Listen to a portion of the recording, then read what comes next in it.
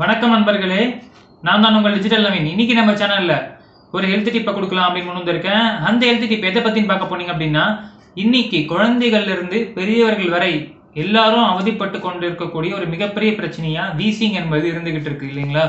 அந்த வீசிங்கை எப்படி இயற்கை வைத்தியம் மூலமா சரி செய்யலாம் அப்படிங்கிறது தான் நம்ம இன்னைக்கு சேனல்ல தெளிவா தெரிஞ்சுக்க போறோம்.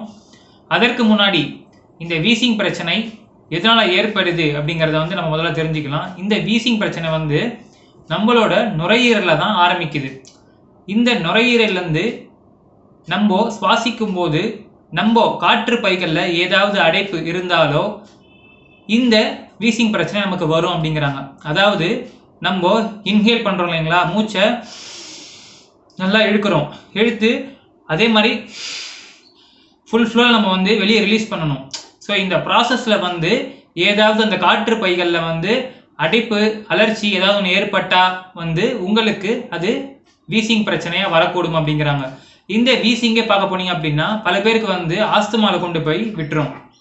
ஸோ இந்த பிரச்சனையை வந்து நம்ம முளையிலேயே கிள்ளி எறியணும்னு சொல்லுவாங்க. அது போல் சீக்கிரமாக கண்டு ஆராய்ஞ்சு அதற்கேற்ப வந்து நம்ம அதை சரி செஞ்சிடணும். இந்த பிரச்சனை பார்த்தீங்க அப்படின்னா குழந்தைகள்லேருந்து பெரியவர்கள் வரை எல்லாருக்குமே இருக்கக்கூடும்.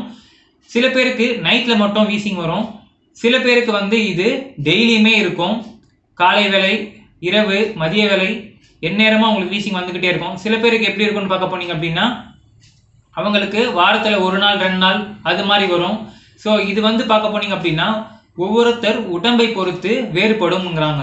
ஸோ பெரும்பாலும் பார்க்க போனீங்க அப்படின்னா வீசிங் இருக்கவங்க நைட்டு தூங்கும் போது நீங்கள் கூட பார்த்துருப்பீங்க, அவங்க தூங்கும் போது அவங்களோட சுவாசிக்கும் போது வந்து ஒரு விதமான சத்தம் வந்து உங்களுக்கு கேட்கும். கொயின் கொயின் கொயின்னு வந்து அவங்க சுவாசிக்கும் போது வெளியிக்கிறவங்களுக்கே வந்து அந்த சத்தம் வந்து கேட்கும். ஸோ இந்த வீசிங் பிரச்சனையை எப்படி சரி செய்யலாம் அப்படிங்கிறத பற்றி தான் நம்ம இப்போ தெளிவாக பார்க்க போகிறோம். வாங்க வீடியோவில் அதை பற்றி நம்ம தெளிவாக பார்க்கலாம். முதல்ல நம்ம இந்த வீசிங் பிரச்சனை சரி செய்யறதுக்கே என்ன பண்ணணும் பார்க்க போனீங்க அப்படின்னா, வெங்காயம் இருக்கு இல்லைங்களா, அந்த வெங்காயம் வந்து நம்ம பச்சையாகவே எடுத்துக்கணும் அப்படிங்கிறாங்க நம்ம உணவில். ஸோ நீங்கள் வந்து பிரியாணி பண்ணக்குள்ள நீங்கள் வந்து வெங்காயம் பச்சடி சாப்பிடுவீங்க. அதை தவிர்த்து நம்ம பிரியாணி பண்ணால் தான் நம்ம வெங்காயம் பச்சடியே சாப்பிடுவோம், அதை தவிர்த்து நம்ம வந்து சாப்பிட மாட்டோம். ஸோ அப்படி இல்லாமல் டெய்லியுமே உங்களோட சாப்பாட்டில் வெங்காயத்தை சிறிதளவு எடுத்துக்கோங்க, பச்சையாக கட் பண்ணி சாப்பிடுங்க அப்படிங்கிறாங்க. ஸோ உங்கள் சாப்பாட்டில் சிறிதளவு பொரியல் சாப்பிட்றீங்க அப்படின்னா அது பக்கத்துலேயே கொஞ்சம் வெங்காயம் அரைஞ்சி வச்சு சாப்பிட்டு வந்தீங்க அப்படின்னா வெங்காயத்தில் இருக்கக்கூடிய அந்த சல்ஃபர் அதன் பின் அதில் இருக்கக்கூடிய அனைத்து மருத்துவ தன்மைகளும் வந்து உங்களுடைய இந்த சுவாச கோளாறை வந்து சுத்தம் செய்யும் அப்படிங்கிறாங்க.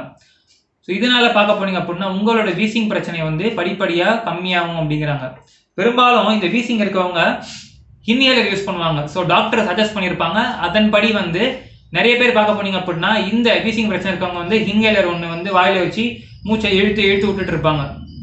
ஸோ இதையெல்லாம் வந்து நீங்கள் அவாய்ட் பண்ணணும் அப்படின்னா இந்த இயற்கை வழிமுறைகளில் ஏதாவது ஒன்று நீங்கள் வந்து கட்டாயம் ஃபாலோ பண்ணியே ஆகணும். ஃபாலோ பண்ணிட்டு வந்தீங்க அப்படின்னா நீங்கள் வந்து இந்த டிபெண்டன்ஸியே குறைக்கலாம். அதாவது இன்ஹேலர் இருந்தால் தான் என்னால் மூச்சை விட முடியும் அப்படின்னு சொல்லிட்டு நிறைய பேர் இருப்பாங்க.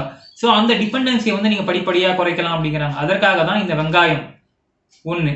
அடுத்தபடியாக பூண்டு இருக்கு இல்லைங்களா, பூண்டு வந்து ஒரு ஆன்டி ஆக்சிடென்ட், அதில் வந்து நிறைய மருத்துவத்தன்மைகள் இருக்குது அப்படிங்கிறாங்க. அந்த பூண்டில் வந்து ஒரு 4-5 பல்ல எடுத்துக்கோங்க. பல்ல எடுத்துக்கிட்டு நீங்கள் டெய்லியுமே வந்து வெறும் வாயில போட்டு மென்னுட்டு வந்தீங்க அப்படின்னா காலையில் அந்த பூண்டில் இருக்கக்கூடிய மருத்துவத்தன்மைகள் வந்து உங்களுடைய நுரையீரல் பிரச்சனை, அதன் பின் உங்களுக்கு வந்து அடிக்கடி சளி இரும்பல் பிரச்சனைகள் இருந்துச்சு அப்படின்னா அதையும் வந்து இந்த பூண்டு சரி செஞ்சிடுங்கிறாங்க. அதன் பிறகு இந்த மூச்சு திணறல், வீசிங், ஆஸ்துமா போன்ற நுரையீரல் சம்பந்தமான பிரச்சனைகள் உள்ளவர்கள் என்ன பண்ணணும்னு பார்க்க போனீங்க அப்படின்னா ஆவி பிடிப்பது கட்டாயம். உங்களுக்கு வந்து கண்டிப்பாக நீங்கள் ஆவி பிடிச்சி தான் ஆகணும். ஆவி பிடிக்கிறதுக்கு என்ன பண்ணணும்னு பார்க்க போனீங்க அப்படின்னா ஒரு பெட்ஷீட்டு, ஒரு பாத்திரத்தில் நல்லா கொதிக்கிற தண்ணி. ஸோ அதை வந்து என்ன பண்ணணும் அப்படின்னா தண்ணியை உங்கள் முன்னாடி வச்சுட்டு பெட்ஷீட்டை இழுத்தி போத்திக்கோங்க. போத்திக்கிட்டு நல்லா மூச்சை வந்து தலையை இறக்கி இழுத்து விடுங்க. நல்லா அப்படியே பண்ணிட்டு இருந்தீங்க அப்படின்னா உங்களுக்கு நல்லா வந்து குபீர்னு நல்லா வந்து வேவும். ஸோ அப்படி அந்த வேர்க்க சொல்ல உங்களுடைய சுவாச பாதை இருக்கு இல்லைங்களா, அது இருக்கக்கூடிய நோய் கிருமிகள் எல்லாமே வந்து நச்சு கிருமிகள் எல்லாமே வெளியே வந்துடும் அப்படிங்கிறாங்க. உங்களுடைய சுவாச கோளாறு பிரச்சனைகள் இருக்கு இல்லைங்களா, அது வந்து சீராகும் அப்படிங்கிறாங்க.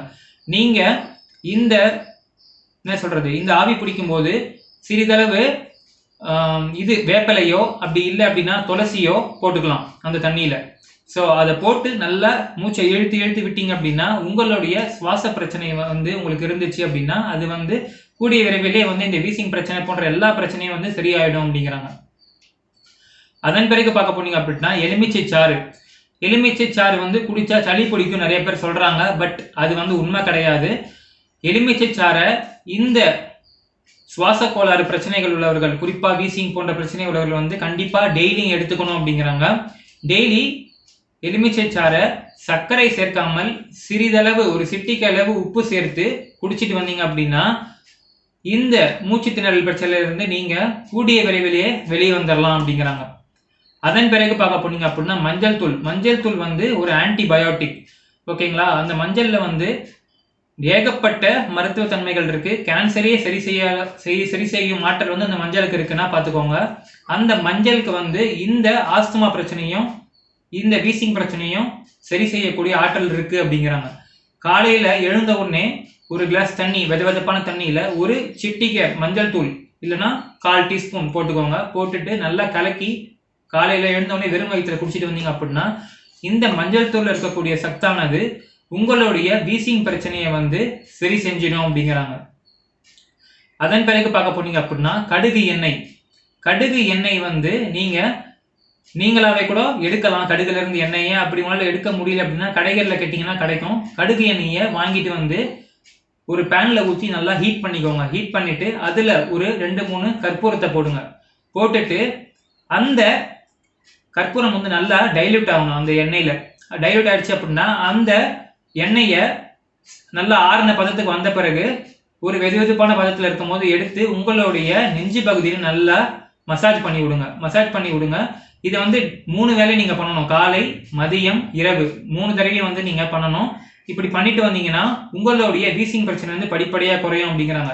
இப்படி பண்ண முடியாதவங்க நீங்க என்ன பண்ணலாம்னு பார்க்க போனீங்க அப்படின்னா அந்த கடுகு எண்ணெய் சூடா இருக்கும் போதே அதுல சிறிதளவு கற்பூரத்தை போட்டுட்டு ஒரு 2-3 கற்பூரத்தை போட்டுட்டு நீங்க வந்து அதை வந்து சுவாசிக்கலாம். அதை வந்து அந்த சூடா இருக்கும் போதே உங்க தலையை வந்து நீங்க கீழே குனிய வச்சுட்டு நல்லா அந்த என்ன சொல்றது அந்த ஆவியை வந்து இழுத்து உள்வாங்கி வெளியே விடலாம்.